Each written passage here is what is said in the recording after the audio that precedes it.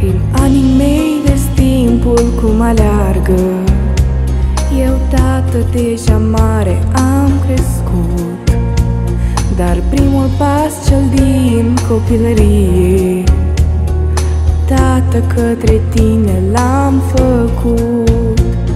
Îți mulțumesc că datorită ție eu astăzi trec prin viață mai ușor. Și pentru că ale tale sfaturi m-au ajutat să-mi fac un viitor. Ești cel mai scump, cel mai sfânt, îngerul meu pe pământ. O parte ești din viața mea, Părinte drag.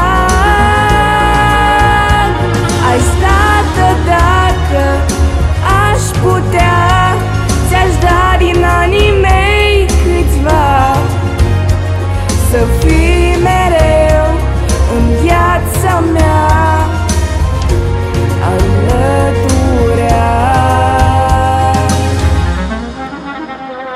Ai plâns pe ascuns să nu te vadă nimeni, m-ai ocrotit de lacrimi și de rău, m-ai învățat în viață să fac bine, să cred în mine și în Dumnezeu.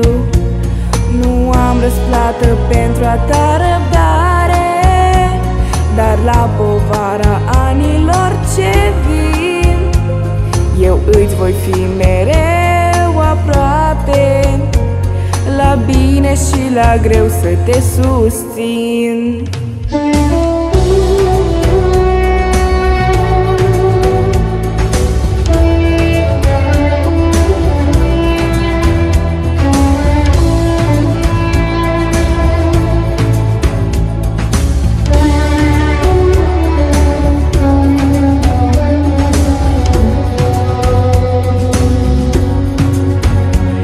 Ești cel mai scump, cel mai sfânt, îngerul meu pe pământ. O parte ești din viața mea, Părinte drag. Azi, tată, dacă aș putea, ți-aș da din anii mei câțiva, să fii